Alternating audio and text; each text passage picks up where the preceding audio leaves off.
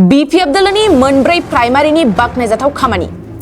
गावसोरनो रां खांलायनानै लामा गाज्रिखौनो फोसाबथाय होदों। बे समाव क'क्राझार बिसमुरिनिफ्राय उल्टापानि आरो सरलपारा थांलाय फैलाय हान्थिनाय लामानि थासारिया जोबोद गाज्रि आरो बेखौ गोलाव समाव BPF सरकारनि समावबो दायो UPPL सरकारनि समावबो मावनाय जायाखै आरो लामा हान्थिनायाव दुखु खस्थजों भुगिनांनो गोनां जादों बेखौ नोजोर होनानै दिनै थांनाय 15 मेनिफ्राय दिनैसिम BPF दलनि मोनब्रै बासबारि बद्रानपुर मालिगाव महनपुर उल्टापानि आरो सरलपारा प्राइमारिया खौसे जानानै दिनै हाखर हालाखौ गावसोरनो रां गारनानै फोसाबगासिनो दं। थारैनो BPFनि माखासे प्राइमारिनि बाखनायजाथाव खामानि बिसमुरिनिफ्राय सरलपारा थांलाय फैलाय हान्थिनाय लामाखौ गावसोरनो रां खांनानै फोसाबथाय होगासिनो दं। बिसमुरिनिफ्राय सरलपारा लामाखौ फोसाबथाय होनायखौ लानानै BPFनि माखासे मानि मावथिफ्रा मा फोरमायो फै जों आबुङै मिथिना लानि। बे लामाखौ मावना होनायाथ' माने जोंनिनो मानगोनां प्राइमारि मोनब्रैजों बे जिनिसखौहाय मावनानै होनाय जादों। गोबाव दिननिफ्राय बिदिनो UPPL सरकारखौ दिनै आसा खालामनानै थादोंमोन, नाथाय बे UPPL सरकारफ्रा दिनैसिम दासिमबो माने लामा सामानि थाखाय जेबो एड खालामाखै आरो बिसोरो जेनेब्ला माने बुंबाय थादोंमोन जे बे लामाखौ जासिगोन होननानै, नाथाय रायजो राजाफ्रा आसा खालामोमोन। ओमफ्राय बिनि गेजेराव बेबादिनो बिसोरनि खामानिया जानाय नंला होननानै जोंनि माखासे पाब्लिकफ्रा बेबादिनो जोंनो गरसे गरनै खांलायनानै जोङो बे लामाखौ मावलायनोसै होननानै जोङो दा बे जिनिसखौ मावनाय जादों। नाथाय जोङो बेहाय जोंनि बे लामाया 40 किल'मिटार जायो सरलपारानिफ्राय लानानै बिसमुरिसिम। नाथाय बे लामायावहाय गोबां डिलिभारि केसनि मानसिफोर लाङो। बे लांनाय समाव 1 घन्टायाव सहैनांगौआ बिदिनो 3-4 घन्टा लायो। दा बेनि खार'नै जोङो बेहाय बे प्राइमारि मोनब्रैजों बेखौ मावनानै होदों। बाहाय गभमेन्टनि जेबो सस गैया आरो सोरबाबो बाहाय हराखै। जोंनो जा सोरबाया गरसे गरनै हायो, थाइसे हायो बा 100 हायो, बेफोरखौ लानानै जों बेखौ मावनाय जादों। नोंथांमोननि थाखाय जिथु हान्थामेलानि सुबिदा मावना होदों, बेयाव बेसेबां गोजोननाय मोनदों? जोंथ' जोबोद गोजोननाय दङ जोंहा, खारन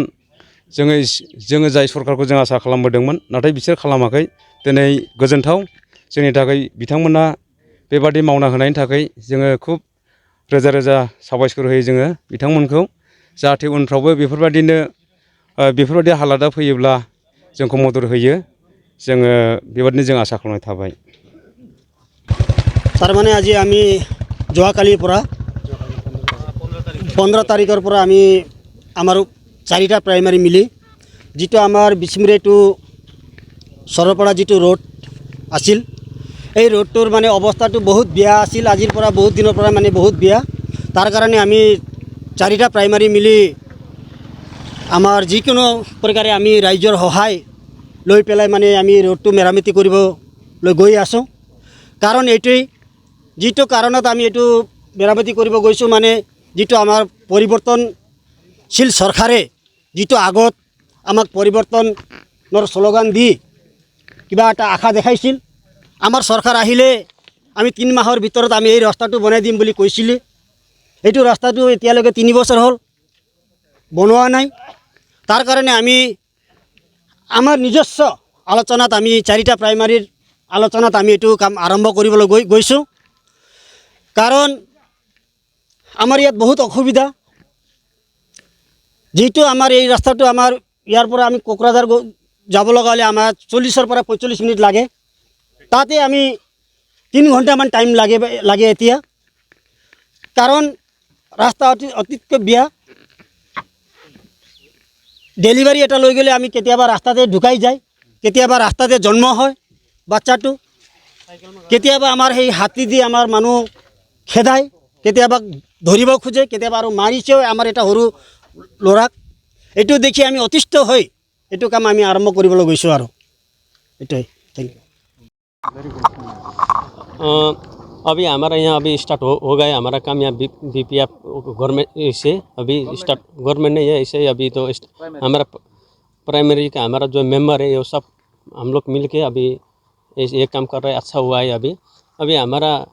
रास्ता भी बहुत, रास्ता के वजह से हमारा जो भी माल इधर सामान हमारा तामल सामल जाता है, वो अभी मतलब गाड़ी भी भेजने के लिए मना करता है वो लोग, क्योंकि रास्ता अच्छा नहीं है। अभी मतलब वहाँ अभी 10,000 के गाड़ी का भाड़ा 10,000 रुपये है, वो लोग मतलब 15,000 रुपये मांगता है रास्ता के कारण से। अभी मतलब हमारा ट्रांसफर में बस समस्या हुआ है। अभी रास्ता बन रहा है तो अच्छा है, सबको अच्छा ही है अभी जो भी गवर्नमेंट आएगा वो बनाने से भी अच्छा ही है अभी क्या बोलेगा इतना ही है हमारा बीपीएफ का सरकार नहीं है फिर भी आप लोगों का ये अभी ऐसा है ना अच्छा लग रहा है अभी कराए रास्ता खराब है मतलब बहुत तकलीफ हो रहा है हम लोग का अभी डिलीवरी जब होगा हमारा रास्ता में आदमी मर जाता है अभी मतलब कोई सुविधा नहीं है हमारा रास्ता में जब डिलीवरी में मर रहा है अभी तो जितना बीमारी है बीमारी को तो अभी 3 घंटा 4 घंटा लगता है पहुंचने के लिए बहुत असुविधा है पब्लिक के लिए अभी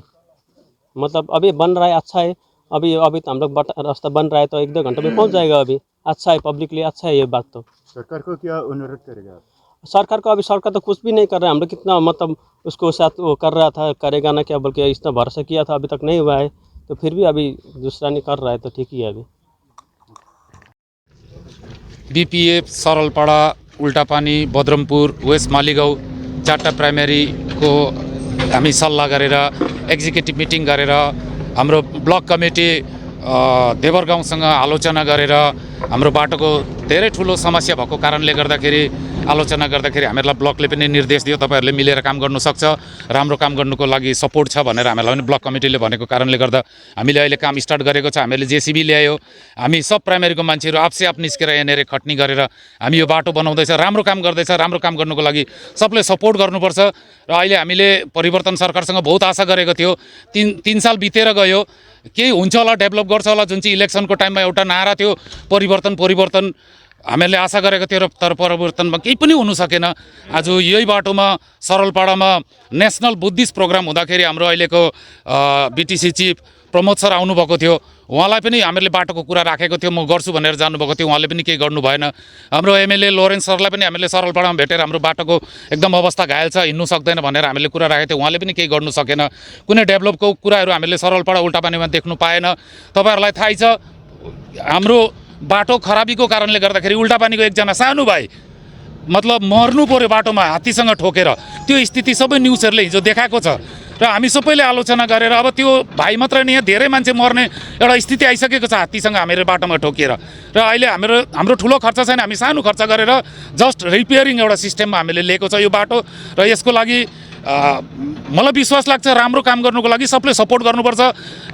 हामीले नराम्रो काम गरेर गएको छैन राम्रो काम गरेको छ राम्रो काममा सबैले सपोर्ट गर्नुपर्छ र जति दिन लाग्छ हामी त्यति दिन गरेर जाने र अहिले हामी कुरा सुन्दैछ बिस्मुरीबाट हाम्रो एमएलए लोरेन्स सरले पनि हिजोदेखि काम स्टार्ट गरे अरे भनेको कुराहरू सुन्यो त्यो राम्रो कुरा हो त्यसलाई हामी राम्रो कामलाई हामी सपोर्ट गर्छ हामी एगेन्स्ट गर्दैन र हामी आशा गर्छ हाम्रो एगेन्स्ट जुन चाहिँ युपीपीएलको साथीहरू छ उनीहरूले हामी बीपीएफले जुन राम्रो काम गर्दैछ त्यसलाई उनीहरूले पनि सपोर्ट गर्नुपर्छ थ्याङ्क यू भन्नुपर्छ हामीलाई र हाम्रो कुरा यही नै हामी बेसी भन्नु चाहँदैन जति दिन लाग्छ त्यति दिन हामी 4टा प्राइमेरी मिलेर हामी काम गरेर जान्छ हामी यसलाई जुन पाराले हुन्छ गाडी अन्ततः 20 को स्पिडमा कुद्दै थियो भने 50 को स्पिडमा कुद्ने एउटा बनाउने एउटा ड्रिम लिएर हामी अगाडि बढाएको छ त्यति हामीले गरेर जान्छ थ्याङ्क यू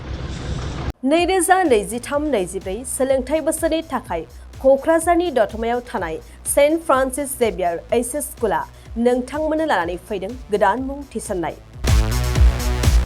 दतमानि बोरसिजरा गामियाव थानाय सेन्ट फ्रान्सिस जेभियार एचएस स्कुलाव दायो आर्ट्स स्ट्रीमाव 11 थाखोनि थाखाय गोदान मुं थिसननाया सोलिगासिनो बोसोरै फरायसाफोरा मोजां जौखोन्दो लानानै उथ्रिसारनो हानाय बायदिनो बे फरायसालियाव नोंथाङाबो गुनगोनां सोलोंथाइखौ लानो हागोन लोगोसेयैनो बे फरायसालियाव सोलोंथाइनि मोजां थासारिखौ बिथा खालामनानै हौवासा आरो हिन्जावसानि थाखाय आलादा हस्टेलनि खाबुबो दं गोसो गोनां बिजाथि एबा फरायसाफोरा आर्ट्स स्ट्रीमाव 11 थाखोनि थाखाय मुंखौ सेन्ट फ्रान्सिस जेभियार एचएस स्कुलाव थिसननो हागोन